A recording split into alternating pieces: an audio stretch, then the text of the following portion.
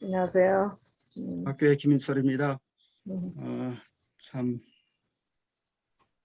부족한 사람이 또 아침 새벽 미명에 또 여러 성도님들과 함께 말씀을 나눌 수 있도록 은혜를 베푸신 우리 하나님께 감사드리고요. 또 참 제가 하겠다고 해서 준비를 하니까 참 쉽지는 않더라고요. 그러니까 좀 많이 있고 어쨌든 이 말씀을 가지고 함께 좀 나누는 시간을 갖도록 하겠습니다. 참으로 여기 최초의 제16장 최초의 큰 기만이라고 나와 있는데요. 이 최초의 큰 기만, 이것이 참으로 여전히 선과 악의 대쟁가 벌어지는 이 시대를 살아가는 우리 모두의 삶 가운데 이 최초의 큰 기만을 통해서 참 큰 고통과 또 염려와 그리고 불행 가운데 살아가고 있지 않은지라는 생각을 해보게 되었습니다. 하나님께서는 분명히 그 아담과 하에게 창세기 2장 15절로 창세기 2장 16절부터 17절에 분명히 하나님께서 이렇게 말씀해 주셨습니다. 여호와 하나님이 그 사람에게 명하여 가라사대 온갖 동상 각종 나무의 실과는 내가 임의로 먹되 손을 알게 하는 나무의 실과는 먹지 말라. 내가 먹는 정령술이라 하시니라 라고 말씀해 주셨습니다. 그런데 하와가 뱀과 교환함으로 말을 썩구로 해서 참으로 미혹받을 수밖에 없었다라고 16장에서 우리에게 말씀해 주시고요. 참으로 하하가 처음 그 하나님과의 그 계명을 생각하고 사단과의 말을 썩지 않았더라면 안전하실 것인데 그렇지 못함으로 여전히 이 땅에 죄가 들어오게 되고 또한 참으로 하나님께서는 성령 죽이라 하신 그 말씀을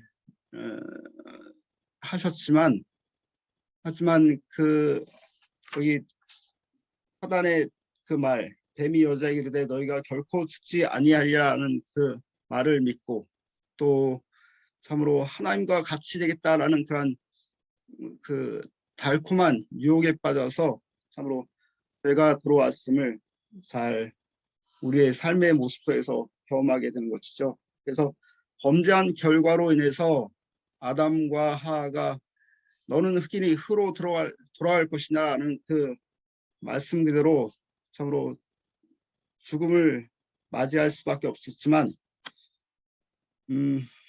그래서 참으로 이 아담이 범죄함으로 인해서 참으로 여전히 그 창세기 3장 11절의 그 말씀이 창세기 3장 9절의 말씀이 그렇게 그들에게 임하였음을 보게 되는 것이죠. 그래서 순종을 조건으로 사람에게 약속된 불멸은 범죄로 말미암아 잃어버린 바 되었다라고 여기 그 학원 16장에서는 말씀해 주십니다. 그래서 이 하나님께서 선고한 너는 흑인의 흑으로 돌아갈 것이라는 이 하나님의 선교가 참으로 완전한 생명의 파물을 알려준다라고 우리에게 말씀해 주면서요. 그래서 이 에덴 동산에서 울려 퍼진 그 너희가 결코 죽지 아니하라는 그 하와에게 말한 그것은 최초의 영원 불멸설이 시작된 최초의 설교였다라고 우리에게 말씀해 주고 있습니다. 그래서 계속해서 이 장은 우리에게 말씀해 주시기를 영감의 글은 사단의 마수가 있는데 그 사단의 마수는 여전히 참으로 사단이 지은 죄를 하나님께 전가시키는 그것이다라고 우리에게 말씀해 주시면서 여기 제가 지금 책 210쪽에 보면 이렇게 말씀해 주십니다. 오늘날도 사단은 옛날 우리의 첫 조상들을 정복했던 것과 마찬가지로 창조주께 대한 사람들의 믿음을 흔들고 하나님의 정부의 지혜와 그분의 율법의 공의로움을 의심하게 함으로써 오늘날 사람들을 정복하기 위하여 애쓰고 있다. 사단과 그의 사자들은 자기들의 가학성과 반역을 정당화시키기 위하여 하나님을 그들 자신들보다 더욱 나쁘게 나타낸다라고 말씀해 주십니다. 그러면서 큰 기만자는 자기 자신의 성격에 있는 무서운 단일성을 하나님 아버지께 전가시키고 자기가 그런 불공평한 통치자에게 복종하기를 원치 않았기 때문에 하늘에서 추방되어 매우 그릇된 대우를 받는 것처럼 자기 자신을 나타내고자 애쓰고 있다라고 말해주고 있습니다. 그래서 여전히 그 하나님의 성품이 사랑이신데 그 사랑의 하나님의 성품을 오해시키고 또 왜곡시킨 것이 사단이 우리에게 보여주는 바 되고 있다라고 말씀해 주시죠. 그러면서 최초의 큰 기만은 사단이 만든 그 영혼 지옥설임을 이게 잘 말씀해 주고 있습니다. 그래서 여기 그 사단이 만든 영혼 지옥설이라는 그 챕터에 보면 지옥에서 고통당하는 광경은 성도들의 행복을 영원히 증진시켜 줄 것이다. 같은 성령을 가지고 같은 환경에서 태어난 다른 사람들이 그처럼 비참한 상태에 빠져 있는 것과 그들과 전혀 구별되어 있는 자신을 볼 때 그들의 행복감은 한층 더 커질 것이다. 분노를 받는 자들을 위해 영원한 형벌이 집행되고 그 고난의 연기가 자비를 받은 자들의 눈앞에서 피어오를 때 비참한 자들의 운명을 면한 그들은 아멘 할렐루야 주님을 찬송할지어다라고 부르짖을 것이다라고 그 신학자들의 말을 이용해서 기록하고 있습니다. 하지만 그들이 이렇게 기록한 그것은 잘못되었음을 잘 우리에게 설명해 주고 있는데요.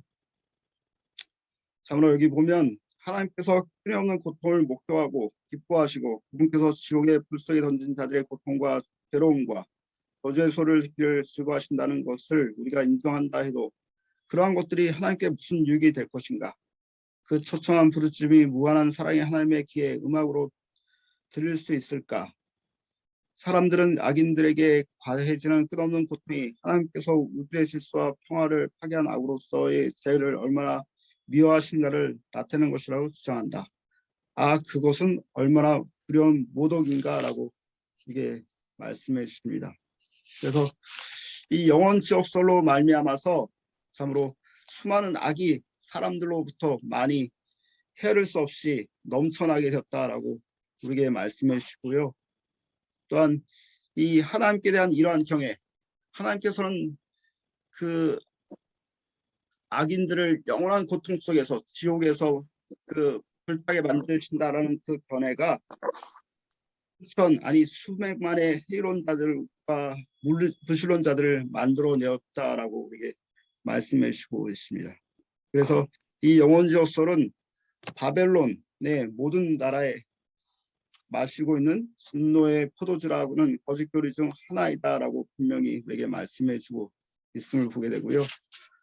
그래서 우리는 우리 시대에 비치는 빛에 대하여 책임이 있다. 만일 우리가 하나님의 말씀의 증거를 버리고 우리의 선조들이 가르쳤다는 이유로 거짓 교리를 받아들이게 되면 우리는 바벨론에 선고된 정죄를 받게 된다. 우리는 바벨론의 가증한 독주를 마시게 된다라고 분명히 말씀해 주고 있습니다. 그래서 여전히 하나님의 분명한 그 기별, 하나님의 말씀을 거절한 그것 또한 사단이 만들어 온 그 영혼 불면서를 받아들인 것은 끊임없이 참으로 그 바벨론로 상징된 거짓 교리에 참가하는 것임을 우리에게 분명히 말씀해 주고 있음을 보게 됩니다. 그래서 여기 참으로 여기 그 성경설 사무엘하 13장 39절에 있는 말씀을 인용해서 여기 설명해 주고 있는데요.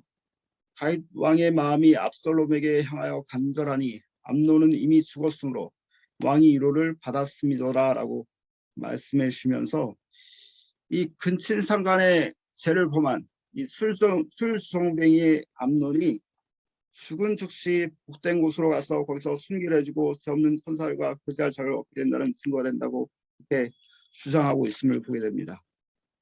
하지만 이것은 사단 자신이 만든 것으로서 그의 일을 효과적으로 해주는 교리다라고 우리가 분명히 말씀해 주시면서요. 그래서 많은 그 이단 이설이 그렇듯이 또한 많은 잘못된 하나님의 말씀을 잘못 인용함으로써 참으로 이 땅에 많이 이설과 또한 거짓 교리들이 난무하는 그것은 분명히 우리에게 설명해 주시기를 성경의 몇 말들을 그 문맥과 상관없이 끊어내요. 그 본래의 의미와 전혀 반대대로 해석하는 경우가 많다라고 하는 것이죠. 그래서 참으로 하나님의 말씀을 정확히 문맥을 잘 살피고 그 말씀이 정말로 어떠한 의미인지를 분명히 우리가 살펴 아는 것이 중요하다라고 우리에게 말씀해 주고 있습니다.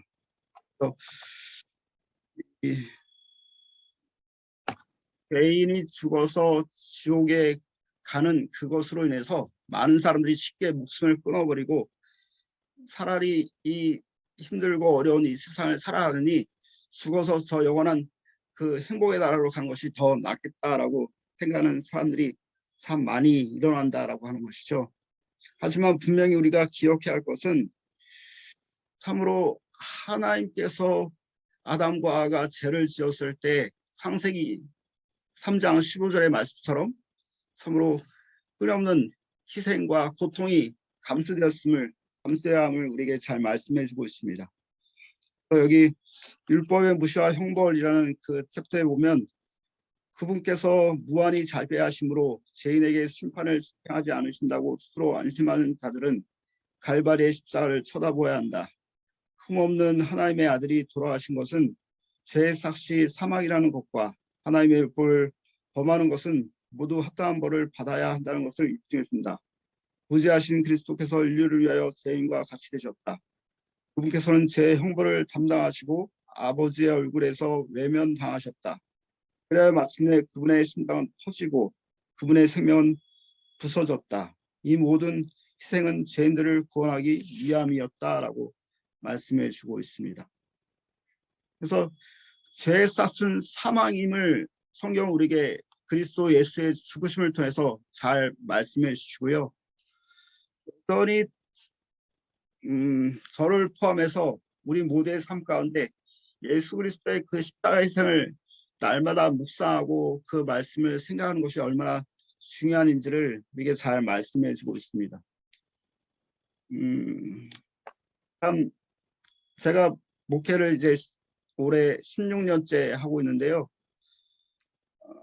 근데 여전히 죄에 대해서는 여전히 부족하고 연약한 사람임을 늘 경험하고 있음을 보게 되면서 참으로 그 죄를 짓는 그 순간에 나를 위해서 십자가에 당하신 그 예수 그리스도의 십자가의 고통을 생각하면 그렇게 할 수 없는데 여전히 이 죄된 악한 본성이 내 안에 사로잡고 있어서 여전히 그것을 무시하고 살아가고 있음을 또 경험하게 되는 것이죠.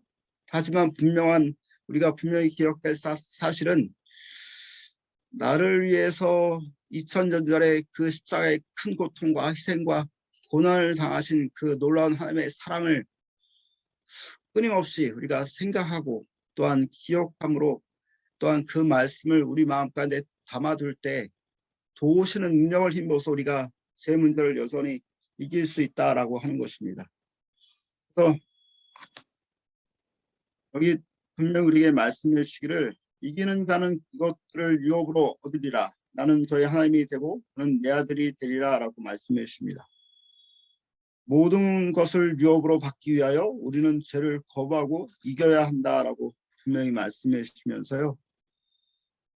특별히 계시록 22장 14절 15절의 말씀을 인용해서 제가 읽어드리면 그 두루마기를 빠는 자들은 복이 있으니 이는 저희가 생명나무에 나아가며 문들을 통하여 성에 들어갈 권세를 얻으려 함이로다. 개들과 술객과 행음자들과 살인자들과 우상 숭배자들과 및 거짓말을 좋아하며 지어내는 자마다 성 밖에 있으리라라고 분명히 우리 하나님의 말씀으로 우리에게 말씀해 주시고 있음을 보게 됩니다. 그래서 범죄자들은 함께 멸망하리니 악인의 결국은 끊어질 것이다라고 분명히 우리에게 말씀하시면서 여전히 죄와 또한 의인이 같이 사는 공간은 없을 것이다라고 우리에게 분명히 말씀하고 있음을 보게 되지요. 그래서 하나님께서는 우리 모두에게 자유의지라는 것을 주셨다라고 하는 것이죠. 악한 자에 대한 하나님의 섭리장에 보면 참으로 하나님께서는 우리 자유의지를 강요하지 않으시고 참으로 어떤 노예적인 굴복을 기뻐하지 않으신다라고 하는 것입니다. 그래서 참으로 우리 구주께서 가르치시고 친히 모본을 보신 사랑과 자비와 친절의 원리는 하나님의 품성과 의지의 사본이다라고 말씀해 주시면서 여전히 사랑의 순종 또한 끊임없이 우리의 선택을 통해서 하나님께서는 우리의 그 선택 의지를 존중해 주신다라고 우리에게 말씀해 주고 있습니다.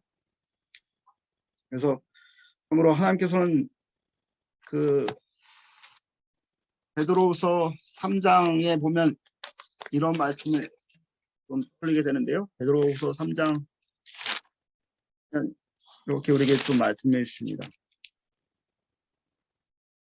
주의 약속은 어떤 이에 더디다고 생각하는 것 같이 더딘 것이 아니라 오직 너희를 위하여 오래 참으사 아무도 멸망치 않고 다 회개하기에 이르기를 원하시니라라고 말씀해 주십니다.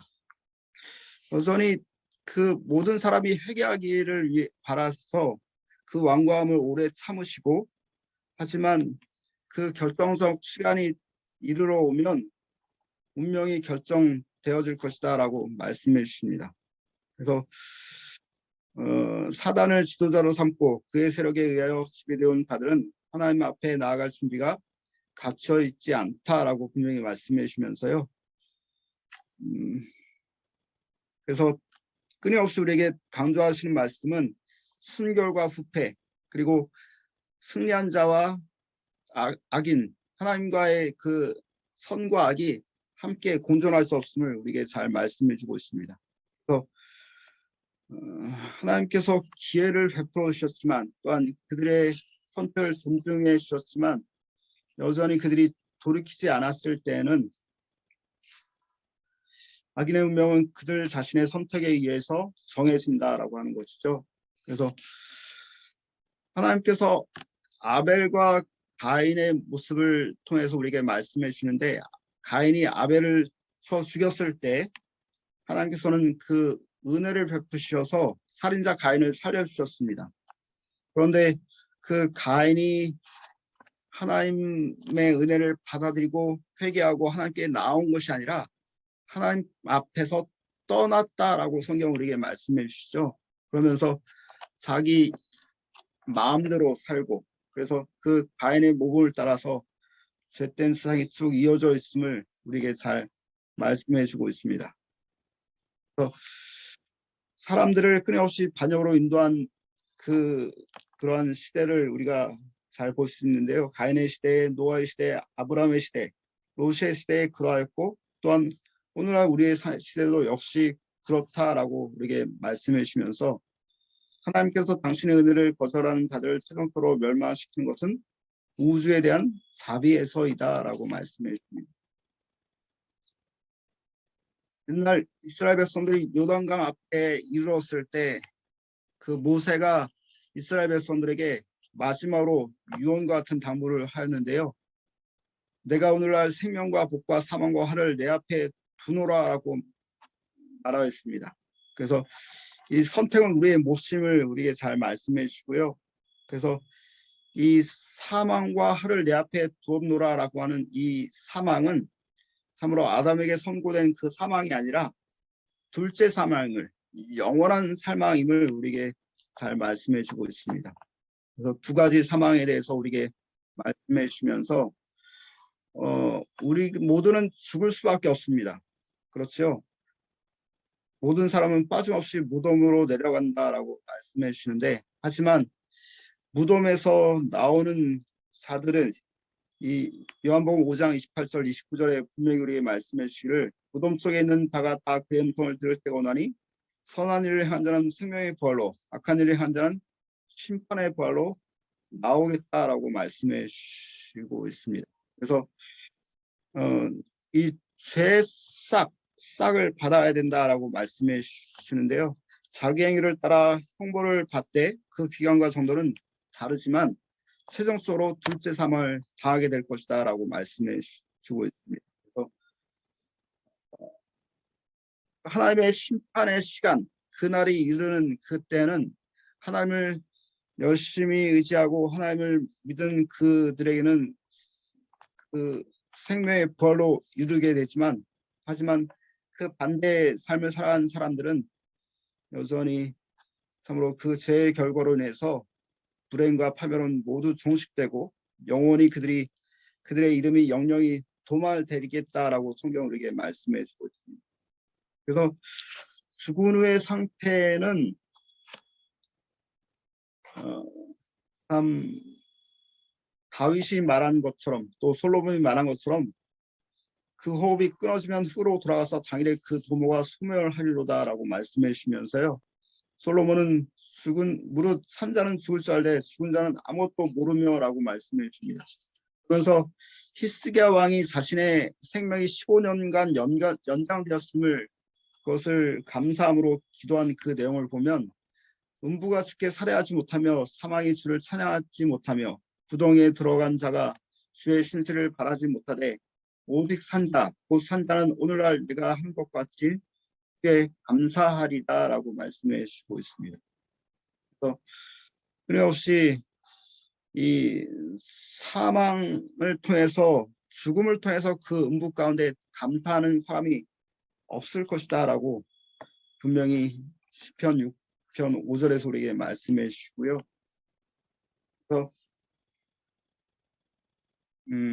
그래서 부활에 대한 사도의 신앙 그 표태에 보면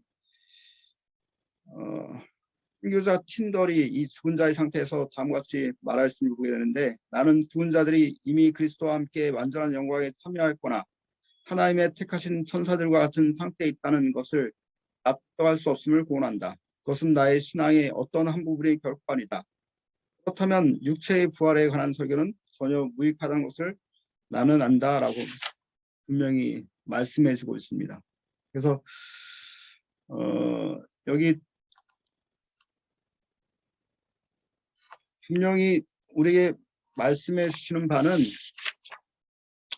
이 영원 불멸 그 불멸설은 로마교가 다신교에서 가져와 그리스도로 들여보낸 거짓 교리들을 하나였음을 우리에게 분명히 말씀해 주시면서요.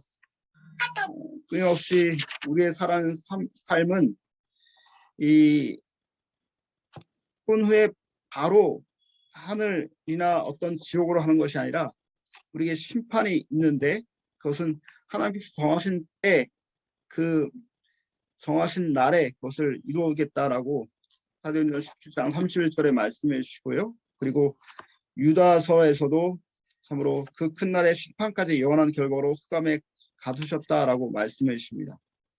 그래서 혹시 이 부활에 대한 사도들의 신앙에 대한 그 분명한 그것은 우리 주께서 오실 때 참으로 모든 사람들이 부활할 것임을 끊임없이 우리에게 잘 말씀해주고 있습니다. 그래서 마지막 나팔 소리 그 챕터의 마지막 장에 보면 무덤에 내려가는 자들은 침묵 속에 있다. 그들은 해 아래서 행하지는 아무것도 알지 못한다.